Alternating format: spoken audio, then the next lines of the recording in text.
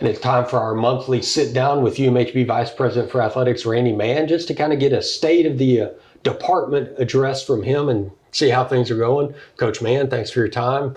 We've got 4 teams competing, men's and women's golf, men's and women's tennis, and a bunch of teams practicing. How are things going now? A little over a month into school, a month into practice, a month into competition. The first thing, John, that comes to mind is I can't believe we've been sitting here. It's already been a month. Mm-hmm. I mean, once we got here and it's just flying by, and I just can't believe that. So, yeah, we've got a lot of things going on. We got a lot of teams that are practicing. We've got a couple that probably are starting next week, men and women's basketball, football. So soon we're going to have everybody going, but the basketball or the 2 golf teams are competing right now.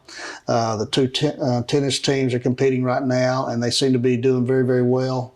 The biggest thing about them is we're having some success with the travel and getting on the golf course and being safe and all of that. So that's been very, very positive and been good, and they're competing at a very high level. What are some of the lessons you think we've learned from not only their success on the field, on the court, but also the success they're having getting there and having the opportunity to be on the course and on the court? Well, for them, it's a little bit easier. They're smaller groups, number one. They can space out really nice. They can social distance. Certainly when they're competing and playing, they can social distance. So for those sports, they're low-risk sports anyway, and they're having a lot of success of being able to stay apart and do that. But then the biggest thing is just, not having big groups on the weekends and things like that where they're gathering and having social events and trying to maintain that. So they've been very successful, been able to do that. Some of the other more high contact sports, soccer is going to have an inter-squad scrimmage coming up. Women's soccer's been out, volleyball's been out practicing some. What have we learned there, and how are those programs coping with this? Not only from a standpoint of the COVID thing, but just the student athletes and getting them back to normal as much as we can.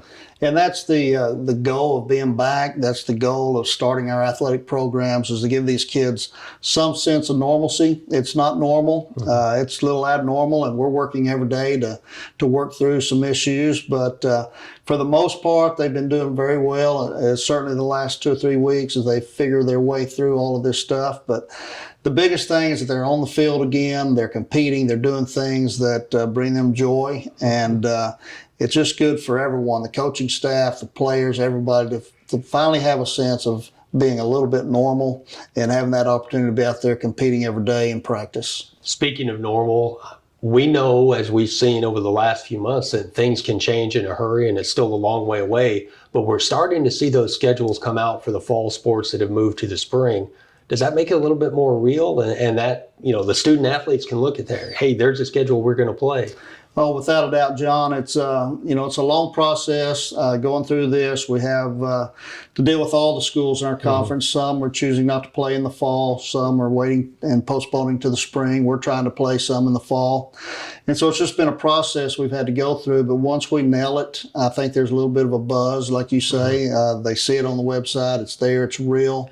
So they can kind of get their hopes up and feel like, yeah, this is going to happen. And so we're still working through basketball. We've got a big meeting this Friday about the basketball schedule, so we don't know what that looks like at this time. But I'm very hopeful that we're going to move forward and be playing this fall, playing a few games anyway. You kind of preempted my next question by talking about basketball there. What has been the mood around the conference, and are the other schools who are not competing kind of watching those that are and seeing how things go for them and kind of taking their cues from that?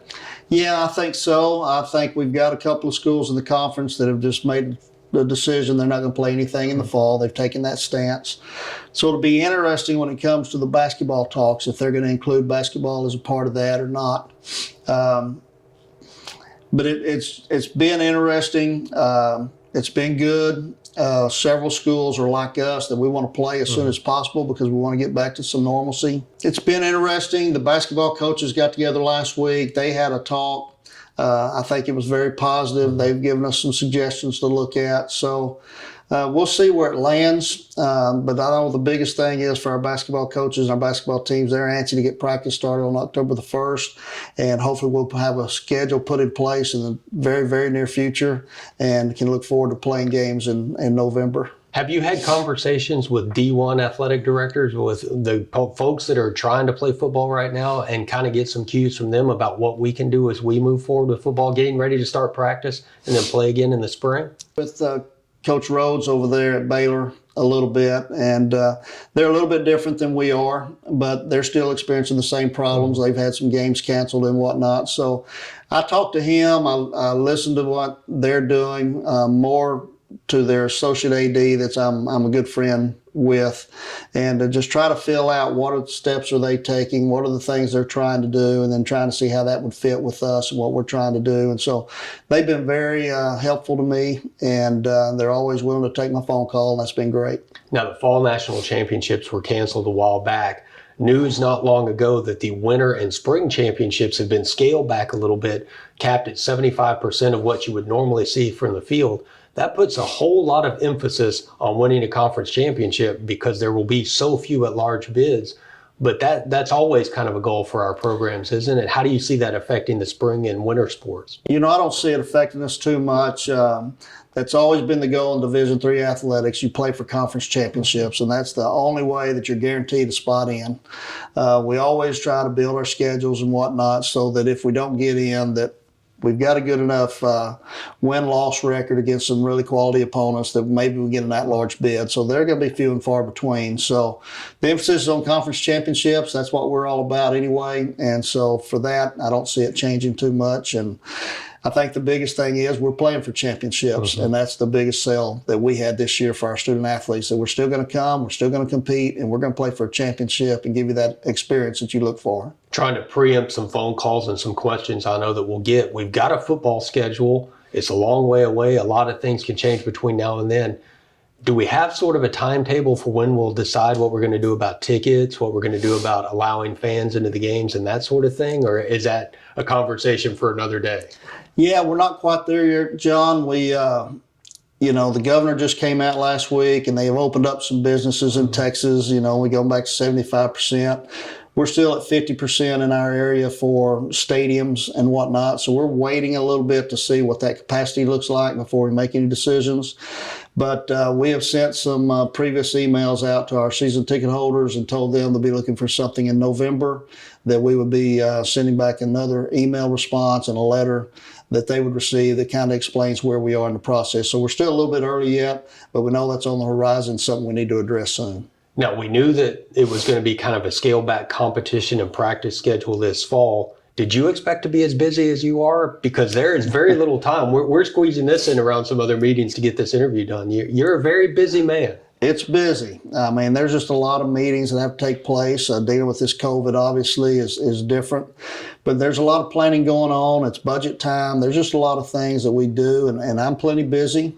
I miss the diversion, be able to go watch a football game or any other game, but at the same time, we're staying plenty busy. Don't have to worry about us sitting up here 8 to 5 twiddling our thumbs. We got plenty to do and prepare for and plan for. If you would, I'll give you a chance to brag on the athletic training staff and all the work that they're having to do, because so many issues have come up. We tried to prepare for everything we could, and then something will come from the NCAA, something will come from the team doctors. Or just talk about the work that Daryl Housam and his staff have done in trying to keep our student athletes safe, and our staff and support staff and coaches safe as well. Yeah, our training staff, they're above and beyond. They really go to great lengths and a lot of long hours, a lot of preparation to keep our students safe.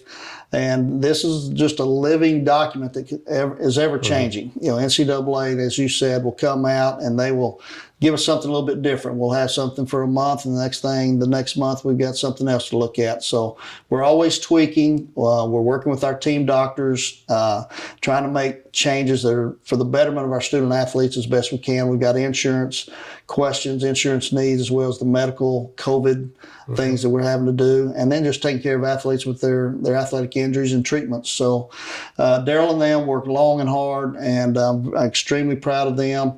I have some concerns about the spring, how we're going to get by in the spring with everything playing at once and all the seasons are going, how we're going to manage. But we're looking into that. That's some of those meetings that we have to what kind of help can we get and provide for them, Right. so we're not overworking them. But they're extremely busy. They do an excellent job. I'm very, very proud of Daryl and his staff. Now, relax is probably the wrong word to use because I don't think anybody's relaxed through this pandemic at all. But did you breathe a little sigh of relief that we have made it through the first competitions? And like you said, we are a month into this, a month into school, a month into being back with the student athletes. And so far, so good, knock on wood. Exactly, and you know we're still afloat. We're still rolling pretty good. The health of the university is good. We still can improve in areas, and we continue to educate our student athletes about being safe and maintaining the safe protocols at all times. And so, but yeah, to be a month in and feel like we're still on our feet and still alive and well, and things are moving forward, it makes me feel very good. Well, thanks so much for your time. Thanks for your leadership, and hopefully continues to move along the positive track here over the next month. John, I appreciate it. Thank you. And we'll be back with another edition of this next month right here on CrewAthletics.com.